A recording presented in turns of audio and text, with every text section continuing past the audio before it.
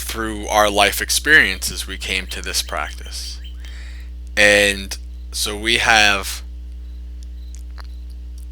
previous life experiences, and I don't mean like in a previous life. I mean, we have possibly life experiences with other religions, other traditions, and we may have some feelings of negativity regarding this previous tradition, and we may have some feelings of distrust. We have, well, really what they all are, they're feelings of aversion.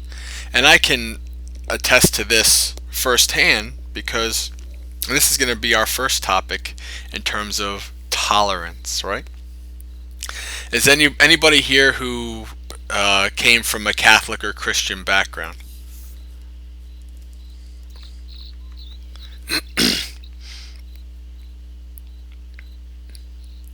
Baptist is, gotcha. Yep. Okay.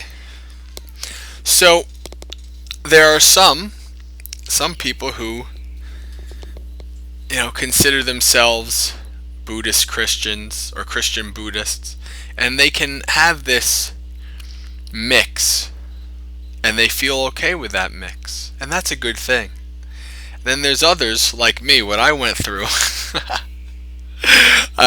growing up in the Catholic Church, and going to Catholic school and being an altar boy, and all of these, the a youth group leader, and all of these things that I that I did that I did not feel were me. And it's funny. I've never considered myself an angry person, or a person who disliked people per se. But when I really started to get into my practice, I started to realize the feelings of aversion that I had for people of the Catholic faith, or not necessarily the people themselves, but the church itself, and some of the priests and the Pope and all that stuff. And I didn't realize this until I started practicing, and I started coming to terms with growing up. I had a lot of negativity towards the people and the church itself. And I see this, with other Buddhists as well, and it's a common thing, and it's something that with practice, the more you see it, the more you accept it, and the more you're able to let it go. So there were times, in the when I was a teenager, my early 20s, I wouldn't want nothing to do, with the church. I wouldn't go to church because with my parents, as an adult, I didn't want to have anything to do with it, anything with the people, be away from it. It wasn't me. I felt like, I almost like I was forced into being this thing, this person that I wasn't, as a child and growing up as an adolescent. But these days, I actually go to church a couple times a year. Now, of course, I don't go to church for myself, but I go to church for my mother. On Christmas and Easter, when the family gets together, I have no problems going to church. I can just sit there, and I can meditate, I can be mindful, I can be in the moment, and listen and enjoy being with my family. And that's something that I didn't always have. This is the first part of learning to be tolerant and accepting and getting becoming at peace with our pasts. Because when we become at peace with our past, when it's connected to another religion or another group that you feel may have either wronged you or annoyed you in some way, then you're well on the way, well on the path of being able to be totally tolerant, totally accepting of all beings, regardless, which is metta. So, most people don't feel that, you are, I never thought I was an angry person either. But you know what I realized one day, I was told sarcasm is anger. I'm like, what do you mean sarcasm is anger? What are you talking about? And when I started looking at it, I was like, wow, yeah, it is. And I'm a real sarcastic bastard. So I've been angry this whole time and I had no idea. But you know what it is through the practice I've come to see that my ego thought that I had no or very little aversions, and that I was very peaceful with everybody and all this stuff. And outwardly I was. But when you start to really look into your ego, really look into your mind, you see the negativity there. And this is negativity that people might not ever see through their own experience, that you're a negative person in this way or that. But it's in there. So the first step, really, of learning total tolerance is tolerance for yourself and tolerance for, if you have this experience of being connected to a religion or a group in the past, and if there's any negativity or anything left behind. This is a perfect example. These are perfect people, perfect group to practice tolerance with and to practice metta. Now, there's some people, some Buddhists have had experiences. I speak of a woman who used to come on here. She used to come all the time. I haven't heard from her in a while, but she was from Mexico actually.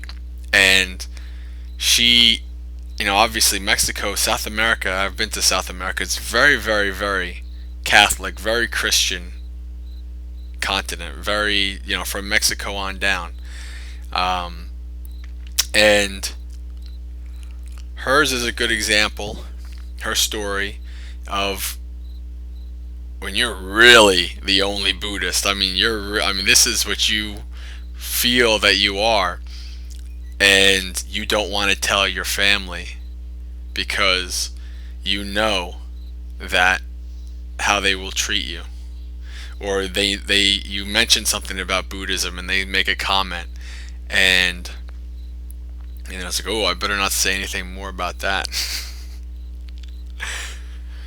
So the other part of tolerance is being able to be tolerant and mindful of dealing with people who either don't understand or just outright don't like it. They may be hateful towards you regarding this. They might think it's some kind of pagan rituals or satanic or worshiping, the devil, or not even putting Buddha as a god before others, before the real God, and this and that. And this is something that some people have had to deal with. And it's hard because, especially if you're alone and there's really not a support group, or when your support group is a virtual one like this, our support group here at the Buddhist Center. It's hard when you turn off that computer. There's only you and your mind and your actions. That's it. So how do you deal with people who might be either hostile or have an aversion to your decision, to your practice?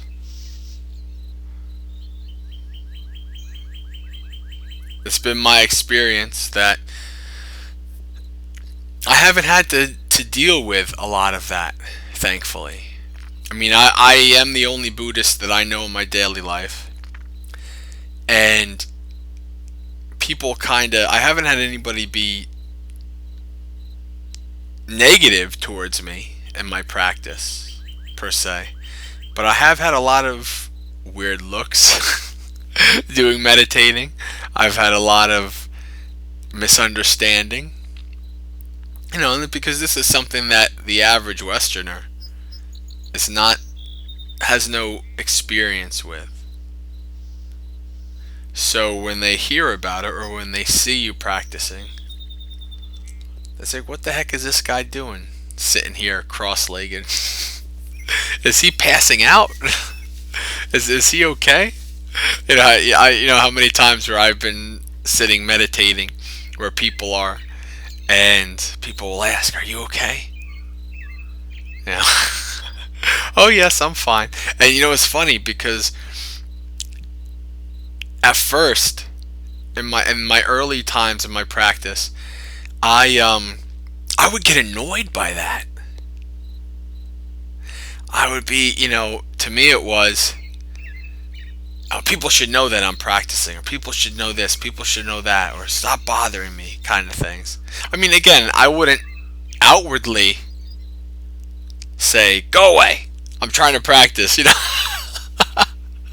I would smile or whatever and, talk to them. But in my mind, I had this aversion. And the aversion was that I was being bothered. And now these days when I meditate, if somebody says hello, or somebody makes a comment or whatever, I don't feel that this is ruining my meditation or hurting my meditation.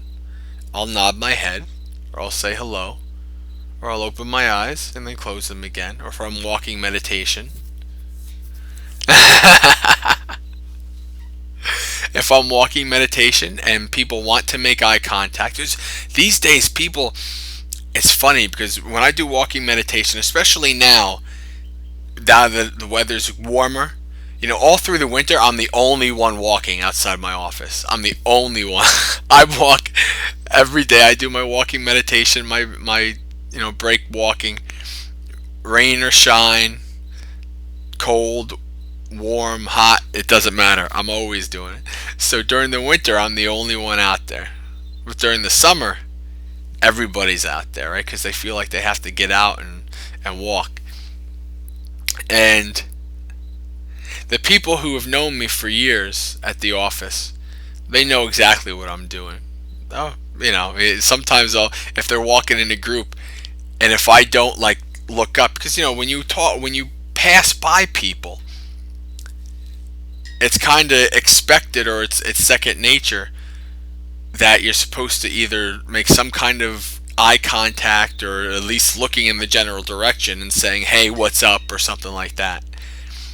And when you don't do that, they kind of take it as like a snub, like you're trying to ignore them, right? And this is part of learning to be tolerant and learning to live with the people in your environment that are different culturally than what you're practicing. So now, in the past, I'd just be like, I'm trying to meditate, I'm not going to look, I'm just going to go. Now, if it's somebody I know that knows me, I don't bother, I know they know. But if it's somebody who's new or whatever, I say, I look, I nod, I smile. I don't say what's up. I'm not a big what's up person, even if even when I'm not meditating. But so this is the best way that you exhibit the best way that you get back positive feedback from other people is by giving that positive feedback. It's by, when you practice, people can tell that you're happy. They can tell that they wonder, what, this guy must be onto something. He's doing pretty good. He's happy. He's always smiling. What's going on? And this, in a lot of ways, for many people, is the best diplomat for you, for your practice, for other people, because they see that. And the more you are like that, the less likely people are to be negative towards you in some way or another. So when dealing with other people, it's really the same as dealing with your own mind in meditation. It's being peaceful, it's being kind. That's all. When your mind is always, when you sit down and you want to have a nice peaceful meditation, and you want to get somewhere, you want to reach some kind of insight, and your mind gives you a big F you. It says, I'm not going to be peaceful or calm or anything. I'm going to think about all kinds of crazy stuff. I'm going to race. I'm going to do whatever. And then you get angry at it, right? You get angry at your mind. And what does that do? Or you try to force your mind. Get peaceful. Get peaceful. Your mind laughs at you. And it gets worse. The more you are kind to your body and mind, the more you accept your mind for what it is and for what it's doing, the more you just observe it, the more peaceful it gets. So in the same way that you are calm and kind and peaceful to your own body and mind, you're the same for everybody else. And even though they might not understand, your Buddhist practice, your meditation, they might not really get it, they know how you treat them. And so 9 times out of 10, they'll treat you the same way. Because that's how people are. Now, of course, there's always the aberrant person who, they might be always negative. They might be, sometimes maybe even physical. Oh, that's rare. But, these people, the only thing you can do is to be calm, kind, and peaceful again. This is dealing with difficult people, right? Dealing with a difficult person. When you are dealing with a difficult person, you never want to escalate any situation. You always want to de-escalate. And by de-escalating, you're taking power from this other person. This power that they had over you of name calling or saying, things to get you agitated. And when you don't do that, that power is gone. They don't have it anymore. And of course, as Dhamma practitioners, we don't want to throw it back either, right? We just want to accept what this person says it does and just let it go in the past. Now, of course, there's certain situations where you have to act, in defense of yourself, in defense of others, if it gets to a serious situation like that. But for the most part, tolerance of even, the people, when you do a certain type of meditation, of metta meditation, the type that Buddhaghosa taught, and it's very common these days about, you have the pictures of people in your mind, and one of those persons is the hostile person, and you give metta to the hostile person, right? That is tolerance right there. Even this person who may have no positive thoughts towards you at all. You don't give those negative thoughts back. You take them and you give positive thoughts back. So if you're dealing with people who don't like what you're doing, they have negative comments about it. Oh yes, it is very hard. But I can guarantee you one thing. It gets easier with practice. The more you practice, the easier it gets. And if really, the best way to know how to do the right thing in any situation is to be mindful in that situation. When you're mindful in that situation, you're able to clearly see what is going on, and more clearly see what your choices are that are beneficial and skillful.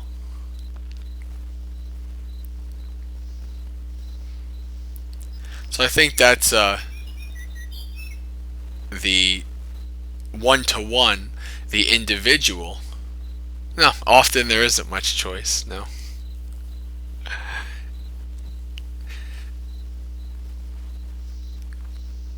And that's a good one. That's a good, all beings have the capacity to be enlightened.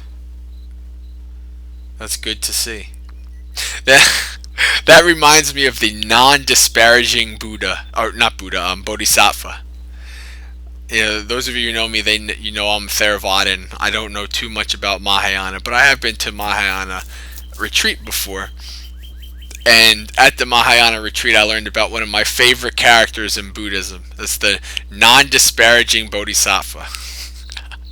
And this guy, he goes around to everybody, and he's always with his hands together and bound. And he goes, "I'll never disparage you, future Buddha. I'll never disparage you, friend, because I know that you have the capacity to be enlightened." And as the Bhikkhuni was telling us the story, it's funny. Actually, the non-disparaging Bodhisattva goes into the town, and he says, "I'll never disparage you. I'll never disparage you." And people get so annoyed with him, they start throwing stuff at him. And every town he goes to, they're throwing stuff at him, kicking him out of the town. And that never fazed the non-disparaging Bodhisattva. As he's running away from and getting pelted from the town, he turns around with his hands folded and he says, "I'll never disparage you, friends, your future Buddhas." I love that guy, because even when he's getting attacked, he will never disparage the other person. He'll never be negative towards the other person, because he knows no matter what that person does, how many lifetimes in the future this person could be enlightened. Who knows? So that's a Griffith. That's a good way of. That's a good method, I think. It's exactly what the non-disparaging Bodhisattva says. So, I think moving from the individual aspect of tolerance, I wanted to move more towards the religion to religion aspect, and also the traditions of Buddhism, which is a big one to us Buddhist types. Or else I don't like to say Buddhists. I like to say Dhammaists, because it makes more sense to me that way. There's no such thing as the term Buddhists in the Buddhist time, and I don't think the Buddha would have cared for that, because he said that the most important thing, the teacher when I am gone, is the Dhamma. So that's what I consider myself, a Dhammaist. I follow the Dhamma that the Buddha taught. But anyway, that's a bit of an aside. So when you're dealing with people from other religions, whether it's be Christianity, Islam, Hinduism, if you're a fan of Ajahn Brahm, you know that, and if you listen to enough of his talks, he seems to have all kinds of friends who are who are priests and imams and high up and monks and other traditions. And I always thought that was really neat, because I think that's something that's very important, right? Especially as Buddhists, because Buddhists, one of the core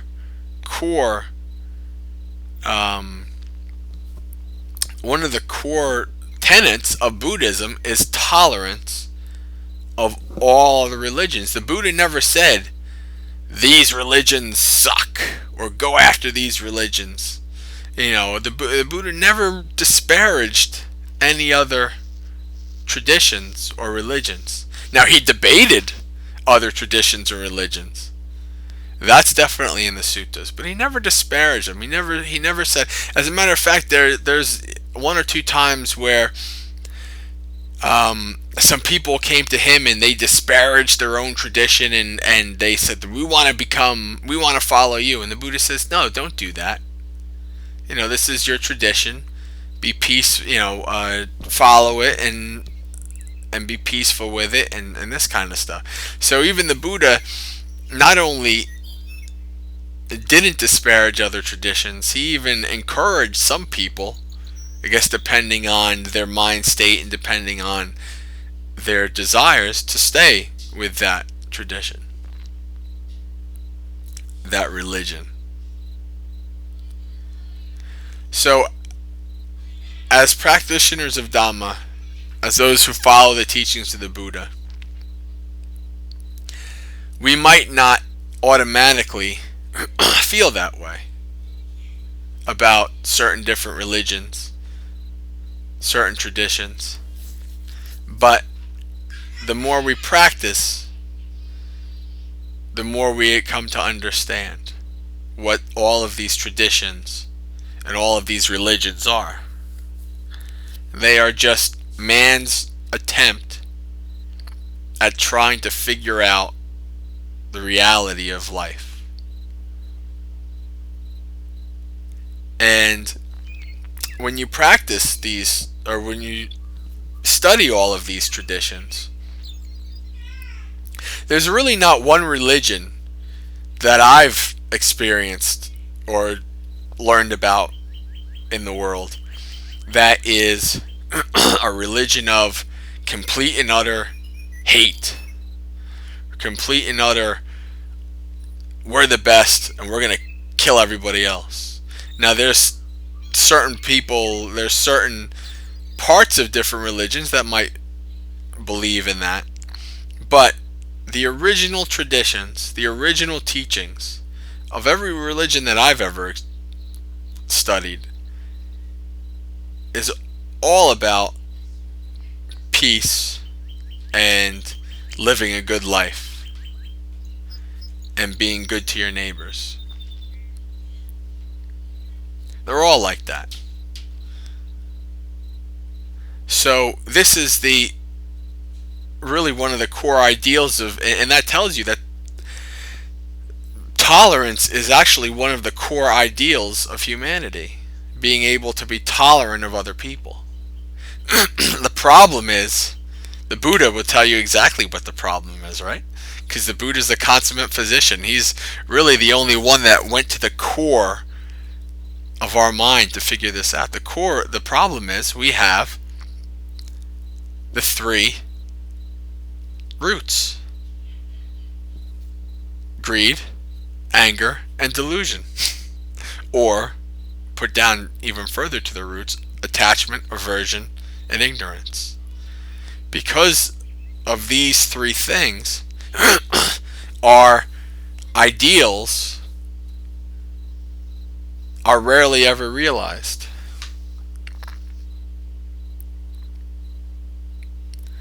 And I think one of the biggest ways to gain tolerance is to understand how,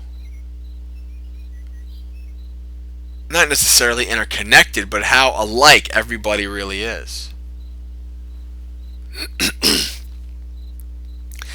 at our core, we all have these same desires, and we all have these same failings. And of course, according to the Buddha, we are all also impermanent, ever changing, subject to old age, sickness, and death. Now, no matter what you believe, everybody's subject to that same thing. Everybody's subject to old age, sickness, and death.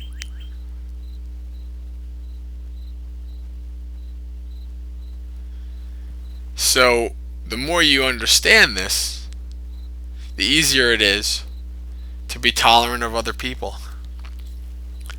Even when they've done horrible, horrible things. And, people think, this person should die because they killed a bunch of kids or whatever. They did this, they did that. You can still be tolerant, forgiving, and accepting of these people. Now, it takes a lot of practice. The average person, when they hear, this person's a murderer, or they killed kids, or they did this, the average person is going to have these emotions and this hatred. You did this, But it's all part of developing the tolerance for living and being with all beings in peace and harmony. So, now moving on to a topic that Buddhists love to discuss, and that is the traditions. Mahayana, Theravada, Vajrayana. And I do have to say that it's been my experience that, for the most part, no matter what your Buddhist tradition, most Buddhists are pretty tolerant. And that's a good thing. That shows you that the practice works, right?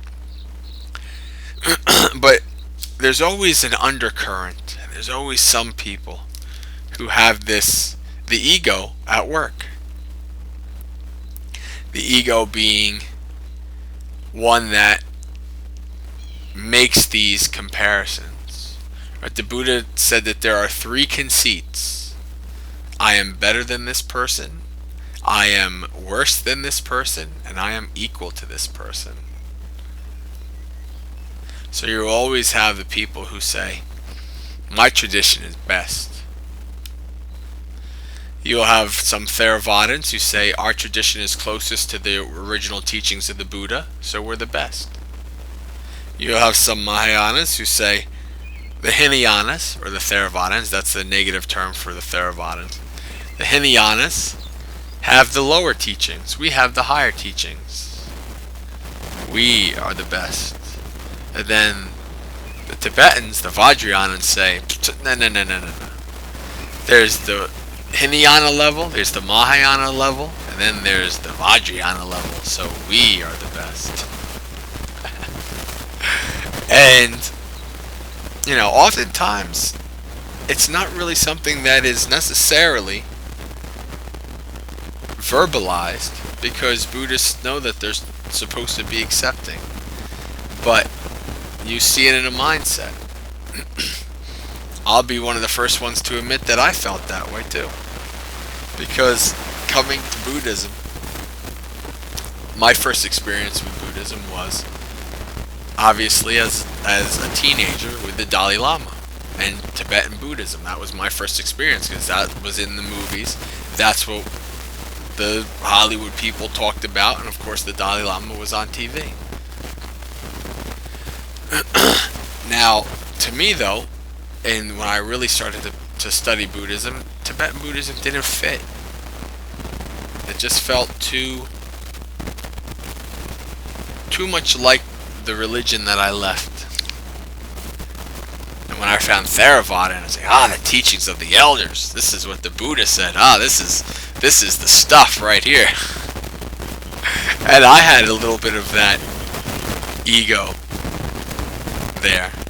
And to an extent, in a lot of ways, I still do. To me, at least for me, I know that Theravada is the best. But in my practice, I've come to realize it's the best for me. It's not the best for everybody.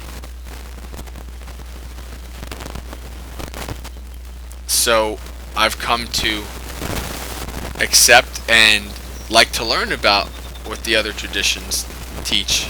This is why I went to a Mahayana, a Mahayana retreat. Actually, the Mahayana retreat was my very first retreat. Before I went to Bhavana Society and started doing the 5 and 7 day retreats. And the Buddha talked about the Dhamma, which is, in this context, the practice of Dhamma, practicing the meditation. The suit does all this stuff. The Buddha talked about this as being the raft that brings you across the stream of samsara to the other shore, the far shore being nibbana or nirvana. And he said, when you get to the other shore, you don't pick up the raft and keep walking, put it on your shoulder and keep walking with it inland. There's no point. You drop it on the shore and you move forward. So that's what all these traditions are. They're different rafts. And when you get to the end, they don't mean anything. They were just that raft that got you to the end. And you dump it. In the end, there is no Theravada, Mahayana, Vajrayana, Soto Zen, Nichiren Zen. There's no, it doesn't matter. Because it all gets dumped on the side. It all gets dumped on the stream when you move forward. The only thing that mattered is that it got you across. So, this is how the best way, in my opinion, to view these different Buddhist traditions. Just like any religion, any tradition, any philosophy, as it spreads, it changes. And it adapts to the local people, the local customs, and their practice and what they need. So, if you're able to find a tradition that you feel is your tradition, that's great. If not, that's great too. But I've come to also find that it's great to be able to learn from all the traditions. I don't necessarily believe or subscribe to the whole Bodhisattva thing in the Mahayana, but that didn't stop me from liking the non-disparaging Bodhisattva, did it? Because non-disparaging Bodhisattva has a great message, and he makes me laugh. So that's why I love non-disparaging Bodhisattva. Even though I'm a Theravadan, it doesn't matter. I feel that it has an important meaning in my life. Simple as that. So, this is, all about tolerance. And it's not often, I guess in the West it's a little tougher because of Buddhism not being so, it's popular to a point, but it's really only 1%. So it's not like a Buddhist countries where you can have lots of experiences in mixing with different Buddhists. But I always think it's neat to be able to mix, to learn, to come together as Buddhists, no matter what your tradition is, and to find that common ground. And you can find that common ground not only with other Buddhists, but with everybody else. And if you're able to find that common ground, then the tolerance, the acceptance, and the friendship can grow.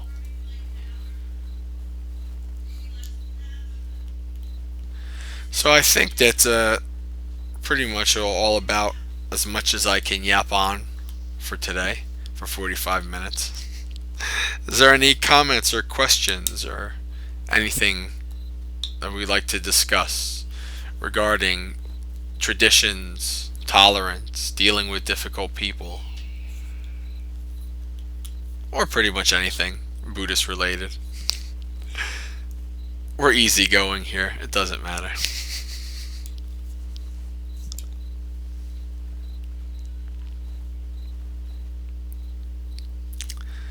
Welcome, Josh. Good to see you. Okay, then. I think if there's no last questions or comments, then we could probably end for tonight. So, friends, much metta to you all. Thank you for coming and sharing in Dhamma. And Sukhi Hantu. May you be happy.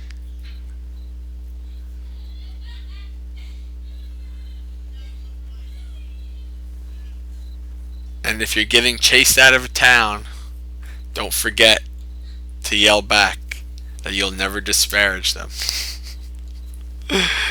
Okay, friends. Have a good night.